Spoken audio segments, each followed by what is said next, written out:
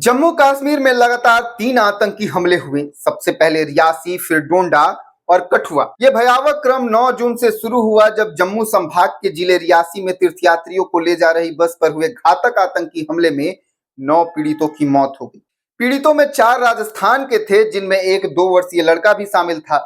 इनमें 3 उत्तर प्रदेश के रहने वाले थे। इस हमले में करीब 41 लोग घायल हो गए, जिनका इलाज अलग अलग अस्पताल में जारी है। 9 जून की शाम जम्मू के कटरा के पास मौजूद शिवखोड़ी धाम से श्रद्धालुओं की एक बस रियासी जिले की ओर जा रही थी। इसी दौरान बस पर 2 आतंकियों ने फायरिंग शुरू कर दी। फायरिंग से बचने के लिए बस ड्राइवर ने तेजी से बस निकालने की कोशिश की, लेकिन ड्राइवर को भी गोली लग गई और बस नियंत्रण से बाहर होकर एक गहरे गड्ढे में गिर गई। घटना में 9 लोगों की मौत हुई और 41 लोग घायल हुए। सुरक्षा बलों ने इलाके की घेराबंदी कर सर्च ऑपरेशन चलाया, लेकिन कोई संदिग्ध नहीं मिला। बस के एक सवारी ने बताया कि बस घने जंगल के बीच से ऊपर से नीचे की ओर जा रही थी कि अचानक हथियारबंद आतंकी सेना जैसा वर्दी पहने सामने आ गए और गोलियां बरसाने लगे। उन्होंने चेहरे को काले कपड़े से ढका हुआ था। उन्होंने यह भी कहा कि आतंकी बस के लुढ़क जाने के 5 मिनट बाद भी गोलीबारी करते रहे। फिर आतंकी चले गए, मगर उस समय बस के अंदर का दृश्य बहुत ही भयानक था। रियासी के इस घटना के बाद 12 जून को देर शाम 8 बजे जम्मू के कठुआ में पाकिस्तान बॉर्डर से लगे हीरानगर के सैदा सुखल गांव में 2 आतंकियों ने घरों का दरवाजा खटखटाकर पानी मांगा। फिर ग्रामीणों को शक हुआ और उन्होंने दरवाजा बंद करके शोर मचाना शुरू कर दिया। ग्रामीणों का शोर सुनकर के आतंकियों ने फायरिंग शुरू कर दी, जिसमें एक गांव वासी घायल हो गया।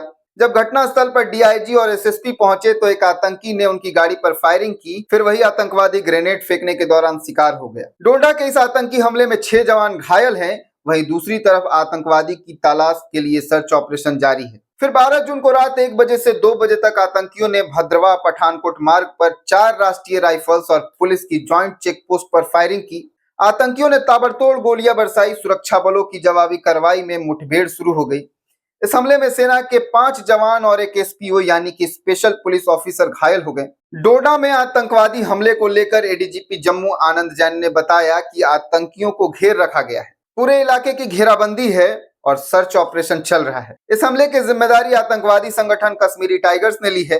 जम्मू कश्मीर के रियासी, कठुआ और डोडा में पिछले कुछ घंटे में एक के बाद एक लगातार 3 आतंकी घटनाएं हुई हैं। इसमें 9 श्रद्धालुओं की जान चली गई, 1 जवान शहीद हुए और 1 आतंकी मारा गया। 3 घटनाओं में 5 जवान समेत कुल 48 लोग घायल हुए हैं। रियासी वाली घटना को लेकर सोशल मीडिया में #AllEyesOnRiasi के साथ लोगों ने इस खबर को अपने सोशल मीडिया अकाउंट्स पर शेयर किया। ठीक इसी तरह की घटना अभी से कुछ समय पहले तक इंटरनेट पर #AllEyesOnRafah ट्रेंड कर रहा था, जो इजराइल के द्वारा किए गए राफा के रिफ्यूजी कैंप पर हुए हवाई हमले में 45 लोगों की रविवार 26 मई की देर रात मौत हो गई और 200 से ज्यादा घायल लोगों की ओर इशारा कर रहा था। इजरायली सेना ने भी माना कि राफा से 8 रॉकेट दागे गए थे। इजरायली डिफेंस फोर्स ने हमले की पुष्टि की और कहा कि उसने राफा में हमास कंपाउंड पर हमला किया, जिसमें कुछ समय पहले हमास के आतंकवादी काम कर रहे थे। हमास अल-अक्सा टीवी ने बताया कि रॉकेट हमले गाजा पट्टी से किए गए थे। रिपोर्ट के मुताबिक इजरायली सेना ने संभावित हमले की चेतावनी देते हुए कई शहरों में सायरन बजाया था।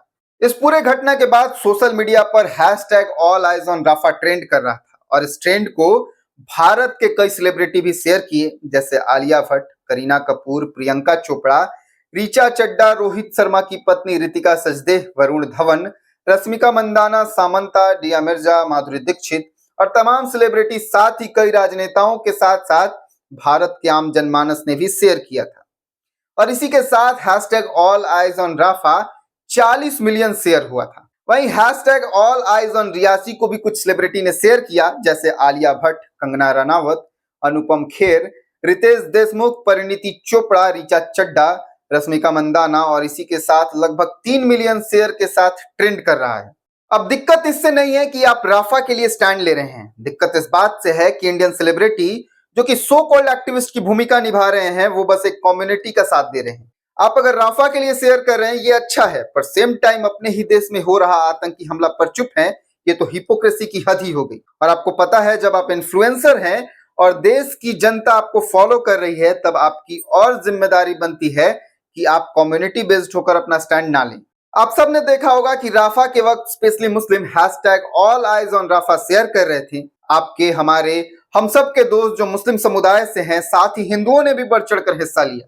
और ये जरूरी भी है और मानवता के नाते इस पर आपका स्टैंड अच्छा है। पर उसी time as a Indian citizen आपको कश्मीर में हो रहे आतंकी हमले का विरोध भी करना चाहिए। कम से कम मोरल वैल्यूज तो यही कहते हैं। अब यहाँ एक और सवाल है कि इतना बड़ा आतंकी हमला हुआ और एक के बाद एक हमला हुआ, वो भी ठीक 9 जून जिस दिन प्रधानमंत्री नरेंद्र मोदी ने शपथ लिया, और वो भी तब जब भाजपा सरकार ये दावा करती है कि जब से हम केंद्र में सरकार में हैं तब से कश्मीर में आतंकी हमले बंद हो गए, और अगर कभी हुए तो उसके लिए हम पूरी तरह से तैयार हैं। ऐसे में ये सीमा सुरक्षा पर भी सवाल उठाता है कि ऐसे कैसे कोई भी आतंकी हमला कर सकता है, वो भी केंद्र शासित प्रदेश में। ऐसे में सवाल ये भी है कि आतंकी अचानक इतने अकुलाए क्यों हैं?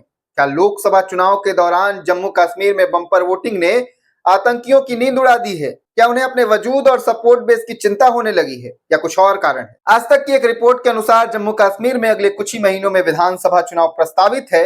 इस विधानसभा चुनाव से पहले क्या दहशतगर्द जम्मू कश्मीर में खौफ फैलाना चाहते हैं? क्या इसलिए आतंकवादियों ने ताबड़तोड़ हमले को अंजाम दिया है? सवाल कई हैं पर जवाब एक भी नहीं। आपको क्या लगता है इस आतंकी हमले के पीछे क्या कारण हो सकता है? और साथ ही फेक एक्टिविज्म पर आपके क्या विचार हैं, हमें कमेंट कर जरूर बताएं। वीडियो अच्छा लगा हो तो लाइक कर दे, सब्सक्राइब कर दे, साथ ही अपने तमाम साथियों के साथ शेयर जरूर कर दें।